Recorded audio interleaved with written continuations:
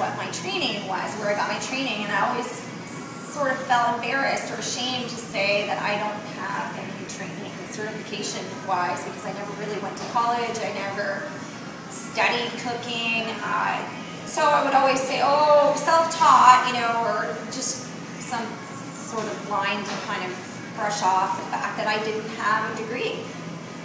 And I was really feeling this pressure to have to go to school and learn, and I talked to the, you know, apprentice Nova Scotia, and finished Nova Scotia, realized I can't run a restaurant and go back to school at the same time and get a certification, so I'm just going to have to, one or the other. So I just focused on my business, and through that experience, I actually found I was being supported and encouraged and developing relationships with so many women from within the community and different generations of women, plus from within my family that were so supportive in teaching me things about cooking that a lot of the chefs I was meeting couldn't teach me. People in this community wanted healthy, good, hearty, home-cooking food. And a lot of schools aren't teaching you the secrets that your mother or your grandmother can teach you. And so I realized very quickly that I was very fortunate to be a woman and to have had the opportunity as a woman to grow up around my mother and my aunts, my grandmothers, who both spent most of their lives not working out in the workplace like our generations, but working from the home, cooking.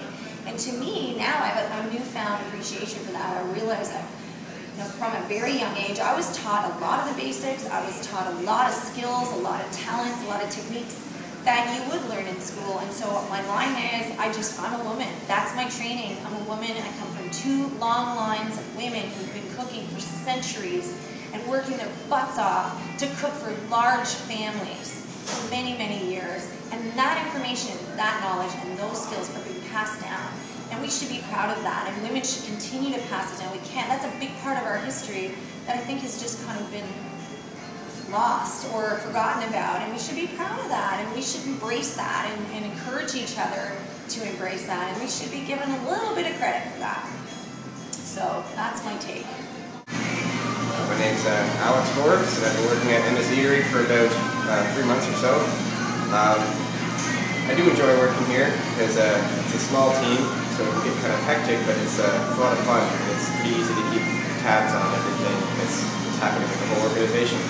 And Kim, the owner, she also runs the line, so she has a lot of integrity when she's cooking, and it feels good as a server to always be bringing out food that is good quality. I never have to sell anything basically that I don't believe is really good.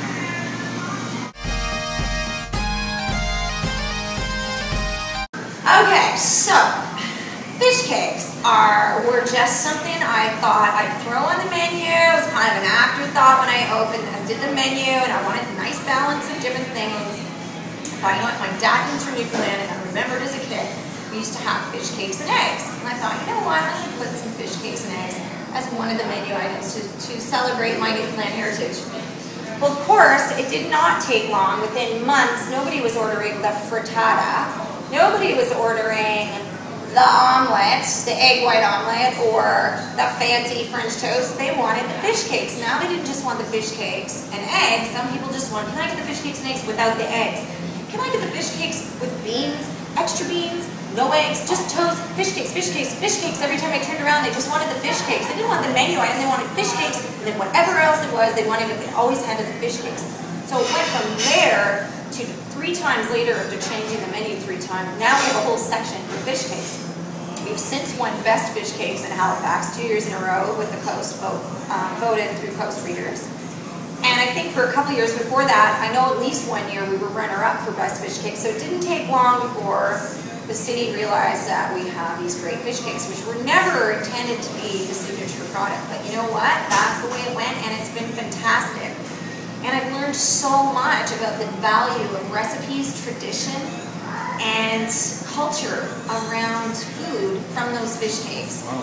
We get a lot of seniors that come here from all over that love these fish cakes because they remind them of home.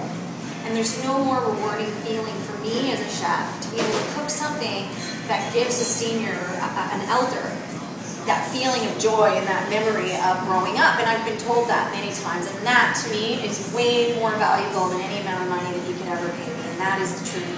To have an 80-year-old woman say, "Those fish cakes are the best fish cakes I've ever had since my great-grandmother. Now imagine somebody saying that to you. Honestly, like, I had a tear in my eye, and that sort of changed my life, really. I thought, you know what?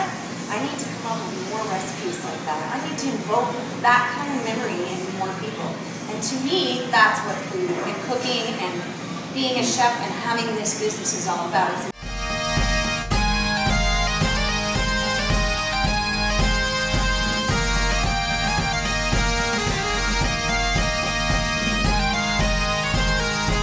Now we just offer, there's a demand for, cooking class, birthday parties, and so we do a lot of private cooking classes, but not just for kids now, we're doing adult cooking classes as well. So really it's just exciting to be able to just talk about food and teach people different aspects of how to empower themselves around food and give themselves their own nutrition. We're on the Rick Howe Show, 95.7 every Wednesday. I do a weekly recipe with Rick Howe, and we post it on the recipe on Rick's Facebook page. We also post it on our Facebook page. So it's a good opportunity.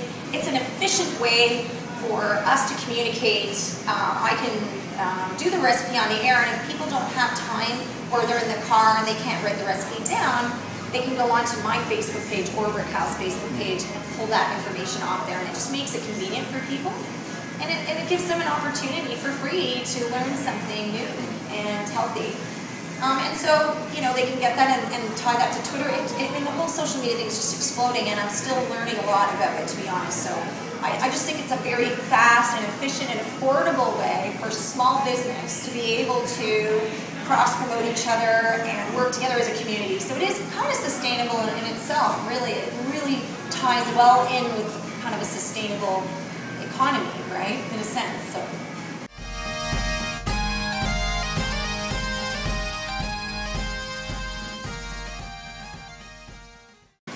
You know what, just keep learning, keep eating, and the more you eat healthy, the better your body and your mind will work, your spirit, and the whole community that you live in really can improve the more they eat well. Food is life, and food, we are what we eat, and that is the truth. So we need to teach each other and our children to eat as well as possible in order to be as productive and as loving and as positive as possible. So really that's all it comes down to for me. It's just the love of food and teaching other people to really connect with food, where it comes from, and how it really directly affects you and who you become in your life. And I think that people need to learn more about that and spend more time thinking about that.